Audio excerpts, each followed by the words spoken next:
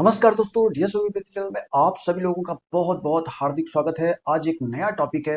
क्या gall bladder stone ठीक हो सकता है? क्या गाल ब्लैडर स्टोन को हम गाल ब्लैडर से बाहर निकाल सकते हैं? किसके द्वारा? होम्योपैथिक मेडिसिन के द्वारा। ठीक है दोस्तों, तो अभी हम आगे चर्चा करेंगे कि गाल ब्लैडर स्टोन क्यों होता है, कैसे होता है और हम इसमें क्या उपाय कर सकते हैं कि गाल ब्लैडर स्टोन हमारी बॉडी में ना हो।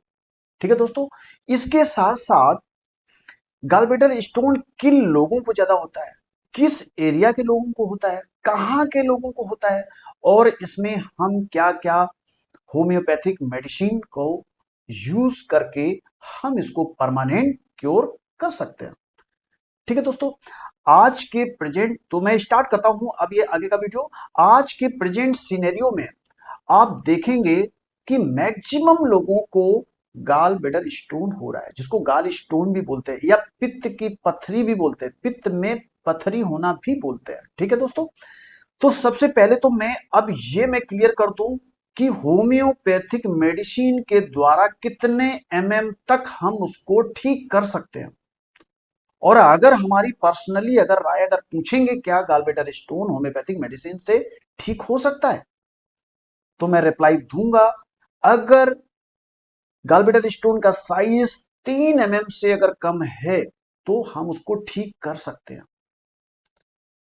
होम्योपैथिक मेडिसिन के द्वारा हम आगे उसका साइज नहीं बढ़ने देते, उसको हम रिड्यूस कर लेते हैं। ठीक है दोस्तों, तो अब मैं ये आपको बताना चाहूंगा कि ये गाल ब्लैडर स्टोन क्यों होता है और किन लोगों को होता है। दोस्तों, ये सबसे ज्यादा ये देखा गया है कि गाल ब्लैडर स्टोन ये हमारे फीमेल्स में ज्यादा होता है और जहां पर एज 30 से 45 साल की एज होती है। ठीक है दोस्तों, तो अब हम आगे बात करते हैं कि गाल ब्लैडर स्टोन होता क्यों है, गाल ब्लैडर का क्या फंक्शन है, अगर गाल ब्लैडर स्टोन अगर हो जाता है तो हमारे बॉडी में क्या तकलीफ होती है, ये भी हम जानने की कोशिश करेंगे। तो दोस्तों, गाल ब्लैडर सभी को पता है, इसको पित्त की थैली बोलते हैं। इसका मतलब क्या हुआ कि वो कॉमन बाइल डक्ट के थ्रू जो हमारा पित्त जो जाता है, ठीक है दोस्तों, जो बाइल जाता है, और बाइल एक हमारे एक तरीके से डाइजेस्टिव एंजाइम्स का काम करता है। और वो जब कभी कभी उस बाइल डक्ट में कई ऐसे एलिमेंट होते हैं जिसकी वजह से वो एक पथरी यानी एक स्टोन का वो फॉर्म ले लेता है। ठीक है दोस्तों, जैसा कि किडनी स्टोन में भी बताया था कि कैल्शियम ऑक्सीलेट वहां पर इकट्ठा हो जाता है। बट यहां पर जो गालब्लैडर स्टोन की जब अगर हम बात करते हैं तो इसमें हम जिसको बोलते हैं कोलेस्ट्रॉल या फैट का डिपोजिशन एक तरीके से यहां पर हो जाता है। दूसरी बात है, अगर हम ये गालब्लैडर का अगर हम देखेंगे कि ऑर्गन का किस तरीके का है, ठीक है, जैसे किडनी का हमारा डाउनवर्ड था बट गालब्लैडर का हमारा अपवर्ड साइड में है, तो वहां से स्टोन निकलना बहुत टफ होता है। ठीक है दोस्तों, अब अगर हम ये बात करते हैं कि आज के समय में 80% लोगों को ये गालब्लैडर का स्टोन होता है। ठीक है, और किस कारण से ये होता है 80%? कोलेस्ट्रॉल की वजह से। तो अब यहां पर अगर हम आगे की अगर हम बात करते हैं कि इसमें क्या ऐसा ऐसी प्रॉब्लम्स हमें ये क्रिएट होने लगती हैं जिसकी वजह से हमको बहुत तकलीफ होता है। इसमें देखेंगे कि गालब्लैडर स्टोन में जब भी पेन होगा तो पेन बहुत जबरदस्त होगा, पेन ऐसा होगा अनबियरेबल होगा, एक इसमें नोजिया का सेंसेशन आएगा यानी कि वॉमिटिंग होने के चांसेस भी रहेंगे। इसका पेन जब भी होगा तो ये मैक्सिमम केसेस में रात के टाइम पर ही ये ज्यादा होता है।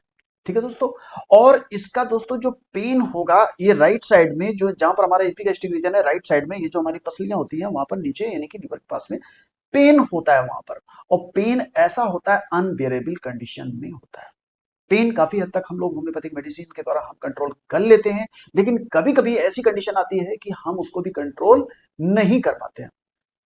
ठीक है दोस्तों, अब अगर ये हम बात करें कि हमें इसमें कुछ प्रिवेंटिव एक्शन लेना चाहिए, अगर ये गालब्लैडर स्टोन हमारा मान लेते हैं कि ये गालब्लैडर में अगर स्टोन अगर पड़ी भी रहती है तो हमारी बॉडी के ऊपर में कोई फर्क नहीं डालती है।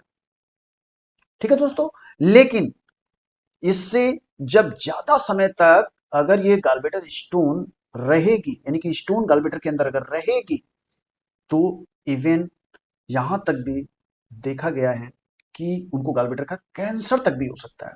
तो प्लीज इसको हमेशा मुझे, जिनको भी ये गॉलब्लैडर का स्टोन है, उनको कम से कम 6 मंथ से 1 आवर के बीच में पीरियडिकली इसकी हमें जांच जरूर करते रहना चाहिए। ठीक है दोस्तों। अब अगर ये मैं ये बात करता हूं कि इसमें तकलीफ क्या क्या होता है, जैसे मैंने बताया कि वॉमिटिंग वगैरह ये बहुत होती है, तो लोग क्या करते हैं, पेन डी या अदर कोई एलोपैथिक में लोग मेडिसिन लेते रहते हैं। लेकिन यहां पर ये देखा गया है कि नॉर्थ इंडिया के लोगों में ये ज्यादा पाया जाता है। ठीक है दोस्तों। अब अगर ये मैं बात करूं कि ये किन लोगों के हो सकता है, ठीक है, तो जैसे मैंने बताया था कि ये फीमेल्स में ज्यादा होती है। और फीमेल्स कौन सी, जो हमारी 4F होती है, कौन सी 4F, यानी कि फीमेल में होगा, फैटी में होगा, फर्टाइल की कंडीशन में होगा और 40 ईयर की कंडीशन में होगा। ठीक है दोस्तों।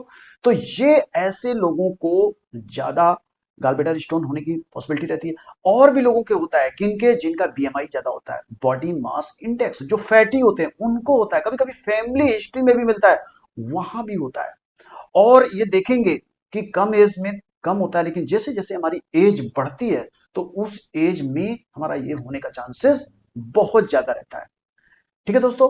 अब अगर ये मैं बात करूं कि इसमें हमें इसको गॉलब्लैडर स्टोन से अगर बचना है तो हमें क्या करना चाहिए। ठीक है दोस्तों।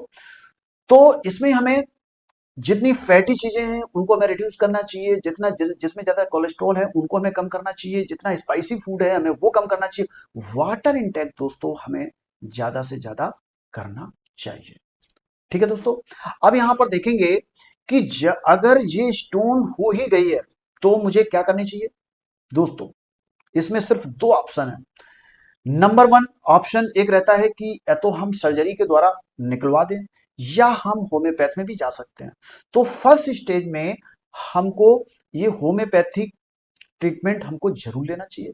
और दोस्तों ऐसा नहीं है कि आप यूट्यूब में देख के या गूगल में देख करके आप अपने मन से मेडिसिन स्टार्ट कर दें, ऐसा नहीं करना है। मेडिसिन आपको अगर लेना है तो किसी एक अच्छे डॉक्टर से, एक रेपुटेड डॉक्टर से, ठीक है दोस्तों, जो अच्छे से जो डायग्नोसिस कर रहा हो, उससे हमें ये ट्रीटमेंट लेने की दोस्तों जरूरत है। ठीक है। अगर वो डॉक्टर अगर सजेस्ट करता है कि इसको सर्जरी के द्वारा आप इसको निकलवा दीजिए, तो हमें इसको एलिमिनेट करा लेना चाहिए। ठीक है। आजकल एक सिस्टम ये लेप्रोस्कोपी भी आ गया है। अगर ये लेप्रोस्कोपी से अगर ये नहीं होता है, जिसको हम लोग लेप्रोस्कोपी सर्जरी भी बोलते हैं, अगर वो नहीं होता तो हम ओपन सर्जरी करा लेते हैं। ठीक है। तो ओपन सर्जरी के द्वारा हम उसको किसको, स्टोन को निकाल देते हैं। लेकिन नहीं, स्टोन नहीं, आज के वर्तमान समय में 80% या 90% लोगों में, मैक्सिमम केसेस में गॉलब्लैडर स्टोन को निकाल ही दिया जाता है। और दोस्तों जैसा मैंने बात किया था कि उसमें क्या है, हमारा बाइल इकट्ठा होता है, जो कि भोजन को पचाने में बहुत सारे हमारे डाइजेस्टिव एंजाइम्स वगैरह वहां पर हमारे रहते हैं। तो वो जब खाना खाते हैं तो हम क्या करते हैं, वो डाइजेस्टिव एंजाइम्स, वो बाइल, वो वहां से गॉलब्लैडर से निकल करके आता है और हमारे भोजन को, फूड को फ्रेगमेंटेशन करने में, भोजन को अच्छे तरीके से डाइजेस्ट करने में वो हेल्प हमारा करता है। ठीक है दोस्तों। तो ये यहां पर अब आपको समझ में आ गया होगा कि गॉलब्लैडर स्टोन किन लोगों को ज्यादा होता है, गॉलब्लैडर स्टोन कैसे होता है, और अगर हो गया तो मुझे क्या उपाय करने चाहिए। ठीक है दोस्तों। तो ये एक तो मैंने डाइट के बारे में भी मैंने जिक्र किया था कि वाटर इंटेक प्रॉपर करना चाहिए, ज्यादा फैटी कोलेस्ट्रॉल वाली ज्यादा चीजें हमको नहीं लेना चाहिए। ठीक है। अब हम बात करते हैं होम्योपैथिक मेडिसिन के बारे में। होम्योपैथिक मेडिसिन दोस्तों, अगर 3 mm से अगर छोटा स्टोन है तो हमें होम्योपैथिक मेडिसिन की हेल्प लेनी चाहिए, लेकिन एक कुशल चिकित्सक के देखरेख में। ठीक है दोस्तों। तो दोस्तों इसमें जो सबसे पहली और इफेक्टिव मेडिसिन है, वो दोस्तों बहुत अच्छी मेडिसिन है, वो है कोलिस्ट्रेनम 3x। दोस्तों कोलिस्ट्रेनम 3x अगर बड़े लोग हैं तो हमें 2 टेबलेट करके दिन में 2 से 3 बार तक हम ले सकते हैं। ठीक है दोस्तों। नेक्स्ट अगर हम ये बात करते हैं नेक्स्ट सबसे बहुत इफेक्टिव मेडिसिन है वो है फेल्थोरी। फेल्थोरी दोस्तों ये 30 पोटेंसी में भी रहती है, अगर ट्राइचुरेशन में भी देखते हैं तो ट्राइचुरेशन में भी ये मेडिसिन हमको मिलती है। हाँ, ये दो मेडिसिन के अलावा कोलेस्ट्रिनम एंड फेल्थोरी के अलावा एक कॉमन मेडिसिन है, वो कॉमन मेडिसिन है बर्बरिश वल्गरिस। वो चाहे किडनी स्टोन हो चाहे गॉलब्लैडर स्टोन हो, उसमें हम इसको इस्तेमाल कर सकते हैं। ठीक है दोस्तों, तो बर्बरिश इक्वाफोलियम इसको हमें कैसे लेना होगा, sorry बर्बरिश vulgaris not बर्बरिश aquifolium, बर्बरिश vulgaris को हमें 15 से 20 बूंद करके दिन में 3 बार तक ले सकते हैं, आधे कप पानी में। और दोस्तों एक फार्मूला भी हम लोगों ने बनाया हुआ है, जो कि आप देखेंगे कि उसमें 2-3 मदर टिंचर है, अगर हम मिक्स करके अगर हम उसको यूज करते हैं तो बहुत अच्छा काम करता है।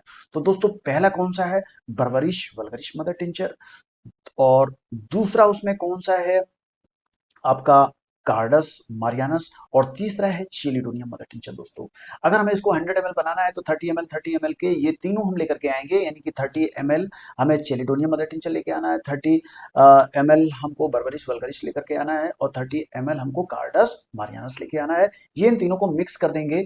मिक्स करने के बाद मिक्स किसमें करेंगे, 100 ml की एक कोई भी ग्लास बोतल ले लेंगे, यानी कि कांच का शीशी ले लेंगे, उसमें हम ये मिक्सचर को रेडी कर लेंगे, और हमें 20 बूंद दिन में 3 बार 1/4 कप पानी में लेना चाहिए। तो दोस्तों देखेंगे कि हमारी जो गॉलब्लैडर की स्टोन है वो कंप्लीटली हमारी गॉलब्लैडर से निकल जाती है।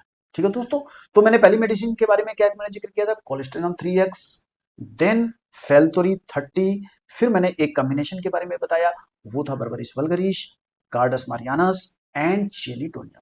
ठीक है दोस्तों, तो ये हमारी मेडिसिन बहुत इफेक्टिव है। और दोस्तों मोस्टली ये देखिए राइट साइड में ज्यादा ये इफेक्टेड रहता है, इसलिए हम यहाँ पर इसमें एक लाइकोपोडियम मेडिसिन है, वो बहुत अच्छा काम करती है। तो वीकली 4 बूंद करके हम 1/4 कप पानी में ले सकते हैं। और इसकी स्टोन ना हो, यानी कि गॉलब्लैडर स्टोन ना हो, तो हम एक चाइना मेडिसिन भी हम इस्तेमाल करते हैं। ठीक है दोस्तों, मैं फिर कहूंगा कि आप जरूर, अगर गॉलब्लैडर स्टोन है, अगर 3 mm या 3 mm से कम है, तो हम होम्योपैथिक मेडिसिन से परमानेंटली क्यूर किया जा सकता है, यानी गॉलब्लैडर की स्टोन को निकाला जा सकता है। अगर 3 mm से ज्यादा है तो दोस्तों रिस्क बिल्कुल भी ना ले। ठीक है दोस्तों, आप चाहे उसको लेप्रोस्कोपी के थ्रू आप निकालें, या फिर ओपन सर्जरी के थ्रू निकालें, उसको आप निकालने की कोशिश करिएगा। ठीक है दोस्तों, तो इसको ध्यान रखिएगा, जो जो मैंने चीजें बताई हैं ये जरूर शायद आई थिंक समझ में आई होंगी। और जो भी कोई गॉलब्लैडर से इफेक्टेड अगर कोई पर्सन है तो प्लीज हमारे इस वीडियो को जरूर शेयर करिएगा, लाइक करिएगा, एंड हमारे चैनल को अगर पहली बार देख रहे हैं तो प्लीज हमारे चैनल को सब्सक्राइब जरूर करिएगा।